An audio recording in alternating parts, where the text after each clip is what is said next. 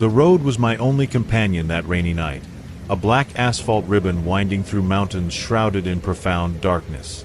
I had been driving for hours, fleeing from a city called Hartford and a broken heart that throbbed in the place of my chest. The rain hammered against the windshield in a hypnotic rhythm, and the headlights cut through the gloom like two tired eyes. That was when I saw the light, a sickly yellow dot ahead. A toll booth. Strange, because I did not remember any toll booth on this deserted road to Millbrook. I slowed down, my heart beating a little faster for no apparent reason. The structure was low, made of raw concrete, and a single hanging bulb swayed slightly in the wind, casting dancing shadows. I approached the gate and stopped. The booth was empty, or so I thought, until a figure moved within the depths of the shadows. A man emerged. He was pale, with the pallor of ancient bone, and his features were stretched into a wide, fixed smile, disproportionate, as if someone had drawn it with a pencil and then erased the edges, leaving only the ghostly impression of teeth and lips. His eyes were two dark, empty buttons. He leaned toward the car window, and a sweet, nauseating smell, like that of wilted flowers, filled the cabin. The gate remained closed. I waited for him to state the amount, but instead, his voice came out soft as torn silk. The toll was not in money, he explained, but in a happy memory. Anyone would do. A shiver ran down my spine.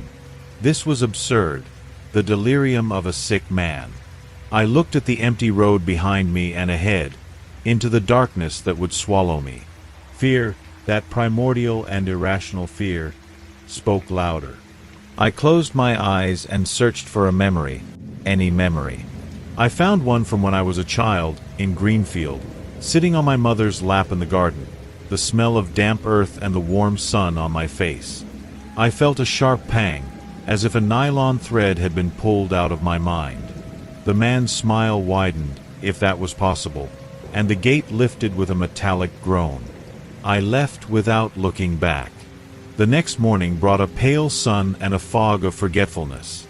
I went to make coffee and, out of an old habit, picked up the phone to call my mother. That was when the emptiness hit me like a punch to the gut. I could not remember her face. I knew who she was, I knew she loved me, but her features were a blurred smear, a photograph left out in the rain. Panic set in, cold and rational. I remembered the pale man, his insane toll. I tried to convince myself it was stress, fatigue, but the stolen memory ached like a phantom limb. Days passed. I avoided highways, but destiny, or something worse, always finds a way. On the road to Marysville, on a stretch I would have sworn had no toll, it appeared again. The same concrete booth, the same swaying yellow light. This time, there were no preliminaries. The pale smile was there, waiting. The price now was a talent, he said, something I loved to do. My hands sweat on the steering wheel. I had played the guitar since adolescence. It was my comfort, my escape. I felt another pull, this time in my fingers, a numbness, as if the tendons had been severed. The gate lifted. When I reached a cheap motel that night, I picked up the guitar I always carried with me. My hands were a fist of strangers, clumsy and empty. The strings made no sense. The music had died inside me. The world around me began to unravel in shades of gray. I found others like me at gas stations at dawn, truckers with glassy stares, standing before coffee machines like statues in a museum of horrors. I exchanged brief glances with a man named Jacob. His features marked by an absence so profound it was almost tangible. He did not need to say anything. I knew. He was also a debtor, a regular customer of that collector of souls in pieces. The road was no longer a path, it was a circulatory system, and we were the red blood cells carrying our own ruin. The third toll appeared on the exit to Shadow Falls, a dirt road that did not appear on any map. The smile was closer now. I could see the thin lines around his mouth, which were not wrinkles, but fissures. He demanded a love. The memory of Helena's first kiss, the taste of her mouth, the dizziness of affection. It vanished like smoke, leaving only a factual account, dry and lifeless. An event I knew had happened, but which carried no warmth, no emotion anymore. I was becoming a shell, a record of events devoid of meaning. Madness was a tempting refuge, but even that was demanded from me at the fourth stop. A piece of my sanity, he said, and I felt something come undone inside my skull, a protective barrier breaking, allowing the shadows of the world to enter and whisper horrible secrets in the corners of my mind. I no longer felt fear, only a deep, hollow resignation. You who are reading this, safe in your world of certainties, can you imagine what it is like to feel the foundations of your own mind dissolving like sugar in the rain? It is an inner silence that is louder than any scream. The last stop was not a toll booth, but a dead end. The road simply ended at a cliff before an abandoned warehouse, its broken windows like blind eyes. The collector was there, standing in the fine rain, his smile now a grotesque gash that seemed to consume the light. He offered the final deal. Everything I had lost, memories, talent, love, sanity, all would be restored. And more, infinite wealth, beyond any dream of grandeur. The price? Just one delivery. A package to a specific address. He handed me a worn wooden box, tied with thick ropes. It was incredibly heavy, with an organic, dense weight. And in the silence of the night, I could swear I felt a subtle vibration coming from within, a rhythmic and slow movement, like a sleeping breath. I held that thing with disgust, but the promise of having my life back was a siren song that my empty soul could not ignore. I took the address written on a yellowed piece of paper. The blood froze in my veins. It was the address of my own home, in Oakdale, the last refuge my troubled mind still considered safe. And then I understood. The most horrible truth was not the price of my memories. The collector did not just want the fragments of my life. He wanted the delivery man. He would use my hands, my authority over that place, to bring corruption directly to my sanctuary, to pollute the only well that remained. The box pulsed in my arms, an evil heart beating in tune with my own terror. The road had no end, and I was the messenger of my own damnation.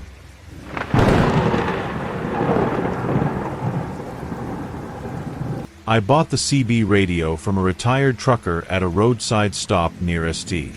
Louis, a man named Hank with deep-set eyes and calloused hands that spoke of decades on the highway. He handed me the equipment with a firm handshake, but his gaze avoided mine when he whispered the warning. His words coming out like a funeral secret. Never, under any circumstances, was I to tune into Channel 19 after midnight. The seriousness in his voice was so palpable I felt a chill run down my spine, as if he had passed me not a simple radio, but a key to a nightmare. Naturally, temptation took root in my mind that instant, a curious worm gnawing at my sanity with every mile I drove alone in the darkness. I am a man named Jack, and the road is my second home, a vast emptiness between destinations like Chicago and Los Angeles, where loneliness is a constant passenger. The radio was my companion, a way to hear human voices amid the monotonous hum of tires on asphalt. That night, the moon was shrouded by heavy clouds, and a fine rain created a damp veil on the windshield, distorting the occasional lights that appeared on the road. My cab was a sanctuary of metal and upholstery, but that night it felt more like a cell. The clock on the dashboard approached midnight, each minute a hammer beating on my judgment. Hank's warning echoed in my ears, but curiosity was a sweet poison I could not resist. What could be so terrible about Channel 19? It was just a frequency, a number among many. With trembling fingers, I turned the knob, the initial static filling the cab like a swarm of electric insects. Then, precisely at midnight, the static calmed, replaced by a heavy silence, and then by a voice. The voice was distorted, as if coming from a deep well, with a metallic tone that grated on my nerves. It described my actions with supernatural accuracy. He is adjusting the steering wheel. His hands are sweating. He looks in the rearview mirror and sees only darkness. My heart stopped. My eyes scanned the cab, searching for cameras, for any logical explanation, but there was nothing. The voice continued, narrating every move I made, every blink, as if it were inside my mind. In the days that followed, the voice became a constant presence after midnight, its narrative evolving from actions to thoughts. It whispered about my darkest secrets, things I had never confessed to anyone, like the time I stole money from my brother Luke when we were kids, or the hatred I felt for my father when he abandoned us. The voice brought up rotten memories, exposing wounds I thought had healed. I tried to turn off the radio, but my hands seemed paralyzed, and the voice always returned, louder, more insistent. The escalation was swift and terrifying. The voice began to give orders, simple commands at first, like open the window or reduce speed, but then they became more sinister. Turn left at the next one, it said one night, and I almost obeyed, my muscles contracting involuntarily before I realized that the left led to a steep cliff near Denver. Sweat poured down my forehead, and I fought against the steering wheel, as if another force was guiding my movements. The road became a battlefield, and I was a reluctant soldier in a war against something invisible. It was then that I heard the other voices on Channel 19, a cacophony of despair and madness. Some truckers, like a man named Pete who cried for help, saying the voice was taking over his truck. Others already spoke in monotone tones, like zombies, following orders without question. One of them, a voice that called herself Anne, whispered about not being able to remember her family in Seattle anymore, as if the entity was erasing her identity. These voices were echoes of a collective prison, and I was just another inmate. You who are reading this, safe in your home, with the lights on and the sound of the television in the background, cannot comprehend what it is like to feel this invasion. It is like having a parasite rooted in your consciousness, feeding on your most intimate fears, and the only thing worse is knowing that you did this to yourself out of pure curiosity. The road was no longer a path home, but a maze with no exit, where every curve could be the last. The voice revealed its true nature in a particularly horrifying transmission. It explained that it was a collective consciousness, an amalgamation of souls of truckers who had died in accidents on American highways from Miami to Phoenix.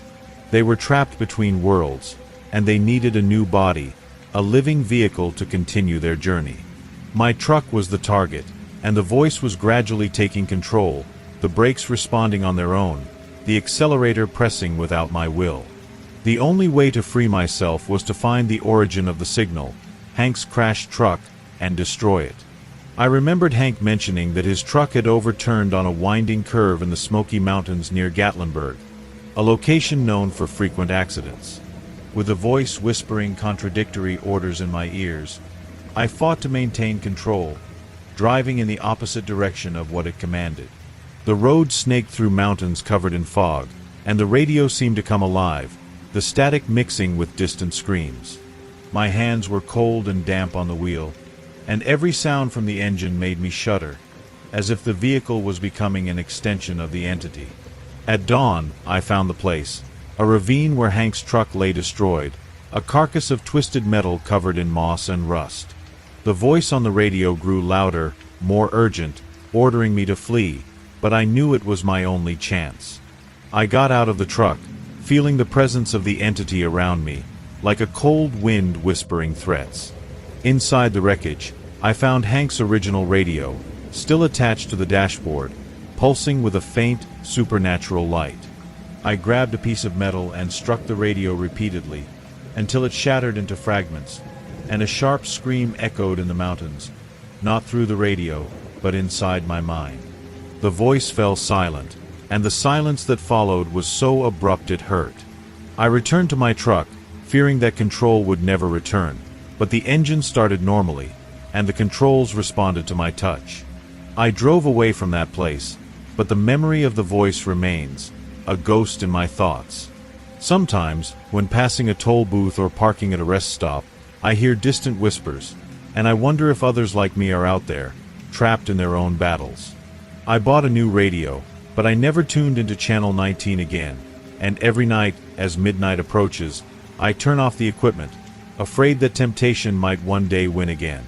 The road is vast, and the shadows are deep, and I know that some doors, once opened, can never be fully closed.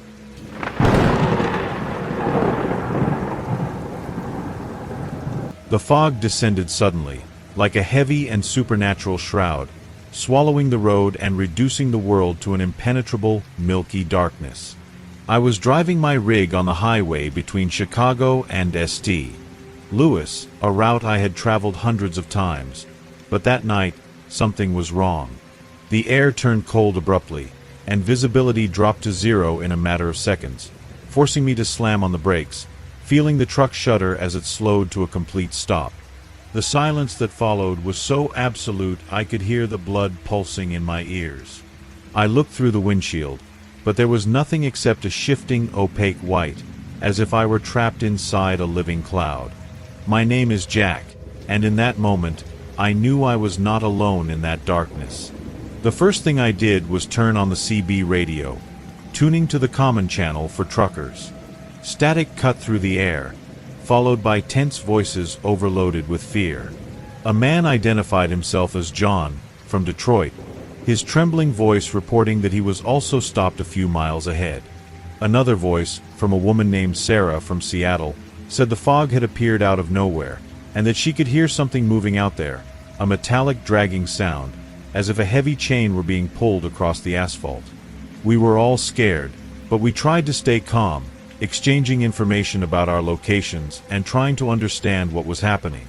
I thought of my family in Springfield, my wife and my daughter, and a chill ran down my spine at the thought that I might never see them again. Hours passed, and the fog showed no signs of lifting.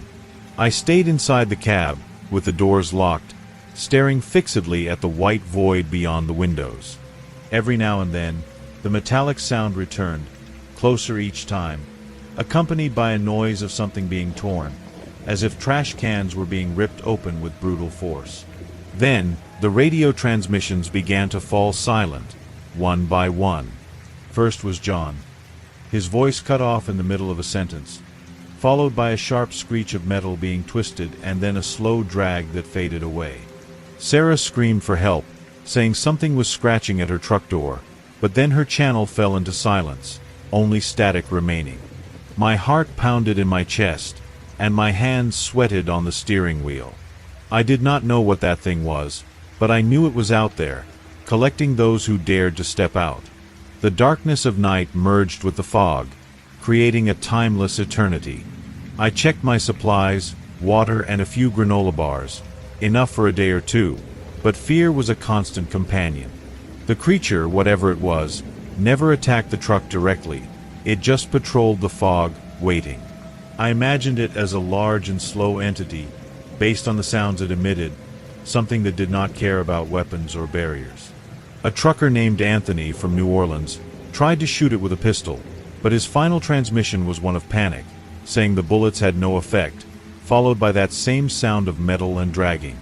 The feeling of despair grew inside me, a cold weight in my stomach that reminded me how vulnerable I was. Then, the fog began to play with our minds. Ghostly images appeared in the gloom, shapes that resembled loved ones. I saw the silhouette of my young daughter, calling out to me, her arms outstretched as if she needed a hug. I heard the voice of my mother, long passed away, whispering my name and asking me to help her.